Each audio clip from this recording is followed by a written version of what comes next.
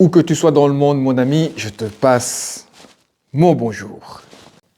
Aujourd'hui, les amis, on va plonger dans une série de vidéos et d'infos qui en disent long sur le monde dans lequel on vit.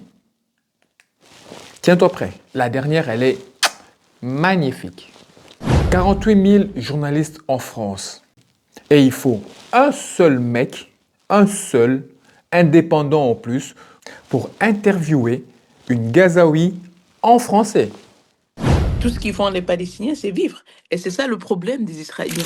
Bonjour, je suis Nabila Akilani, palestinienne du nord de la bande de Gaza, d'un village qui s'appelle Beth Lahia, enseignante d'anglais, fondatrice d'un centre éducatif pour les enfants et fondatrice d'une clinique psychologique pour soigner les enfants psychologiquement des signes post-traumatiques liés aux offensives israéliennes au nord de la bande de Gaza. Je suis une femme qui a survécu 6 agressions israéliennes et pendant la dernière, j'ai quitté Gaza après quelques mois de début de ce massacre. Le but israélien, c'était de finir, d'effacer l'identité palestinienne. Ils faisaient tout ce qui bougeait comme palestinien, et même les arbres, même les oliviers. C'était vraiment ostentatoire comment ils font pour effacer l'identité palestinienne sur la terre. Pendant la dernière agression, il y avait le déplacement. Et le déplacement, moi je dis toujours à n'importe quelle personne qui ne comprend pas le déplacement, c'est pas qu'on a quitté une maison pour aller déménager dans une autre maison. Non, non, non, c'est pas ça du tout. C'est là comme vous êtes, avec seulement vos vêtements, peut-être votre portable également, et c'est fini. Pas d'eau, pas de vêtements, pas de toilettes, pas de nourriture. Surtout si on est sorti parce qu'il y avait un bombardement de notre maison. C'est-à-dire qu'on n'a rien.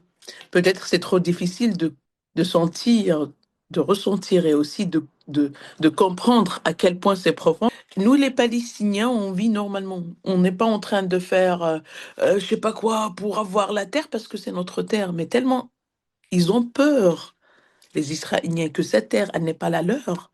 Ils sont en train de faire des trucs vraiment brutaux, vraiment barbares. Et ça montre à quel point c'est pas leur terre parce qu'il n'y a pas quelqu'un qui peut endommager sa terre. Ça n'existe pas. Ils sont des fachos. Et ça montre à quel point c'est pas eux. C'est pas à eux cette terre. Par contre, les Palestiniens, remarquez, même si on est en train de résister, ben c'est normal parce que c'est notre terre, on est attaqué sur notre terre. Et même les autres, allez, moi, ma maison, elle était détruite, ma bagnole, elle était effacée. Pourquoi? Parce que je vivais, tout simplement. Et moi, j'attends juste, ben, bientôt je rentrais, je vais vivre. Tout ce qu'ils font les Palestiniens, c'est vivre. Et c'est ça le problème des Israéliens. Voilà où on en est. Des centaines de médias, des milliers de plateaux TV. Mais quand il s'agit de donner la parole à une femme de Gaza, silence total. Il faut qu'un média indépendant fasse le boulot que les autres refusent de faire. Bon, c'est pas du journalisme, hein? C'est du filtrage d'informations. La nouvelle prix Nobel de la paix qui félicite Netanyahou pour ses actions durant la guerre. Je vous l'avais dit, hein, dans un monde fou dans lequel on vit. On touche le fond, les amis. Comment quelqu'un, une personne censée incarner la paix dans le monde, elle est censée incarner la paix. Comment peut-elle saluer un homme sous le coup d'un mandat d'arrêt international pour crime de guerre? C'est la preuve que le mot paix a perdu tout son sens politique. Aujourd'hui, on décerne un prix Nobel non pas pour arrêter une guerre, mais pour l'applaudir. Insulter les musulmans, parfois sans vous en rendre compte. Quand vous les traitez de parasites et de voleurs, quand vous les traitez de sauvages, quand vous les appelez immigrés alors qu'ils sont nés ici, je voudrais que chacun entende bien que ça ne règle aucun problème dans votre vie. Ça ne vous rend ni plus fort, ni plus beau, ni plus intéressant. Ça fait juste de vous quelqu'un de haineux. Et je suis sincèrement triste pour vous que vous soyez tombé là-dedans. Oui. C'est un matraquage. En fait, j'ai vraiment l'impression que dans ce pays, on confond les Français de confession musulmane avec un punching ball pour se sentir mieux dans ses pompes en ayant quelqu'un une espèce de figure générale qu'on peut boxer. Bon. Eh bien, je trouve ça humainement lamentable. Le directeur de bureau des médias de Gaza affirme que des corps de Palestiniens rendus par Israël ont été mutilés, vidés de leurs organes. Organes. J'espère que cette info est fausse parce que, les amis, parce que franchement, si elle est vraie, je ne suis pas assez sadique ni assez mauvais pour trouver des mots beaucoup plus durs que ceux que j'ai déjà employés. Je vous laisse la place dans les commentaires pour trouver les mots parce que je ne sais pas comment je pourrais les qualifier, si c'est vrai. On est face à une horreur médicale, morale et humaine. Mais personne ne veut en parler. Une bombe explose.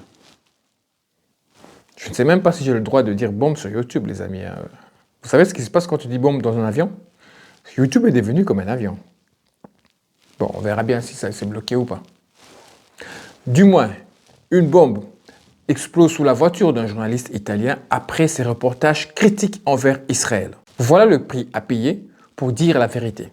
Ceux qui parlent sont menacés, ceux qui se taisent sont promus. Des démocraties n'existent plus dès qu'on touche au sujet israélien. C'est un système verrouillé où la peur remplace la liberté de la presse. La Cour pénale internationale rejette la demande d'Israël de suspendre le mandat d'arrêt contre Netanyahou. Enfin, une décision qui prouve que le droit international n'est pas totalement mort. Mais attention, Israël ne reconnaît pas la CPI. Donc ce mandat d'arrêt, c'est symbolique, mais politiquement explosif. Pascal Praud affirme que les retraites des Algériens ayant travaillé en France sont entièrement payées par la France. J'ai aussi appris ces derniers jours que les Algériens qui ont travaillé et cotisé en France et qui partent pour l'Algérie vivre leur retraite perçoivent en Algérie une retraite qui est versée par les organismes français. Et c'est cohérent. Mais, contre toute logique, l'Algérie refuse la réciprocité. C'est-à-dire que le régime algérien ne verse pas les pensions qui sont dues à ses ressortissants qui ont cotisé en Algérie et qui sont venus en France vivre leur retraite. Et c'est la France qui paye la différence. La France paye quand l'Algérie refuse de verser ses retraites à ses concitoyens. Encore un raccourci pour se diviser. Oui, des pensions sont versées depuis la France, mais parce que les cotisations ont été payées ici. C'est pas un cadeau, c'est du droit de travail. Jean Messia, immigré égyptien, dit à 2 Français d'origine maghrébine, « Montre-nous que vous êtes Français, mais ils sont nés en France, contrairement à toi. » Je vous disais tout à l'heure que moi-même j'étais arrivé en France en 1978, je n'ai été naturalisé qu'en 1990. Et après, justement, une vérification par l'État français, que je parlais bien français, que j'avais une allégeance française, que je connaissais bien l'histoire de France, etc., etc. Donc je dis, vous voulez être français chiche, montrez-le nous. Montrez-le nous. Comment dirais-je, l'assimilation n'est pas simplement un geste. L'assimilation, c'est un processus. Alors qu'ils initient ce processus parce qu'ils ont fait à la place de la République dont acte, mais reste que le processus doit être mené et ne sera probablement pas mené pour tout le monde. Voilà. L'ironie absolue, les amis. Un immigré qui donne des leçons d'assimilation à des Français. La question que moi j'ai à poser à Jean Messia, quelle est ta contribution à toi pour la France? On est dans la télé-réalité identitaire, pas dans la politique. C'est le spectacle du mépris entre communautés encouragées pour faire du buzz. Voilà, c'est ça son but. Monsieur Messia, il y a des Marocains, des Algériens, des Tunisiens, des Congolais, des Roumains qui ont des magasins, qui travaillent, qui font travailler les autres, qui payent des impôts, qui donnent du boulot aux Français. Toi, tu fais quoi? Un rabbin explique que l'incendie de Notre-Dame serait une punition divine pour la destruction d'anciens Talmuds à Paris. C'est intéressant, car ils ont calculé que lorsque l'incendie est arrivé, C'était 777 ans, exactement après le jour où ils avaient brûlé le Talmud. Hachem a brûlé, à sa manière, la plus grande église du monde. Elle valait soi-disant des milliards, entièrement faite à la main, et tout est parti en flammes. Je crois qu'ils sont encore en train de la réparer aujourd'hui. Tout dans la vie se fait mesure pour mesure. La Ligue des droits de l'homme attaque Airbnb et Booking pour complicité de crimes de guerre en Israël. Énorme dossier, si la plainte aboutit, ça pourrait faire jurisprudence.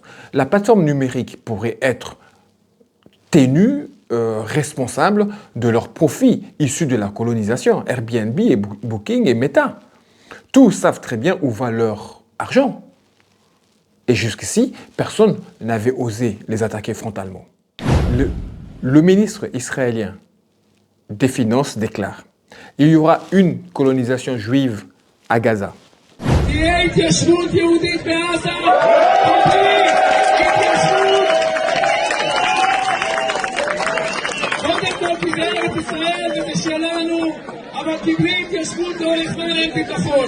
אז יש לנו סבלנות, אבל יש לנו נחישות ואמונה, ואנחנו בעזרת השם נמשיך את סדרת הניצחונות ואת הניסים הגדולים.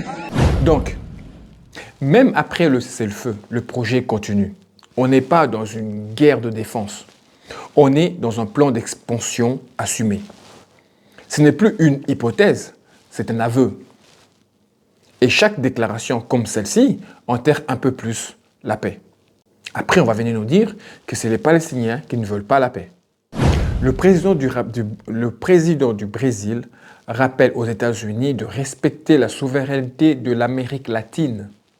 Todo mundo diz que a gente vai transformar o Brasil na Venezuela. E o Brasil nunca vai ser a Venezuela e a Venezuela nunca vai ser o Brasil. Cada um será ele.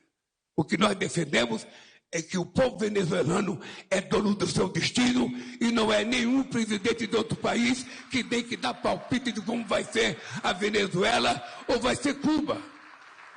O que nós dizemos publicamente é que Cuba não é um país de exportação de terroristas. Cuba é um exemplo de povo de dignidade. Lula remet les pendules à l'heure.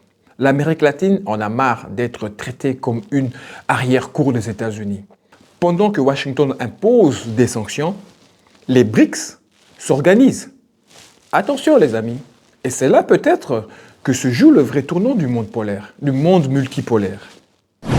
On termine les amis par la vidéo que je vous avais promis dès le départ. Une vidéo d'espoir les amis. J'adore cette vidéo, j'ai aimé voir cette vidéo et je la partage avec vous avec un grand plaisir. Une femme palestinienne rentre chez elle après les bombardements, balaie les débris, plante des fleurs et reconstruit au milieu des ruines. C'est ça la résistance.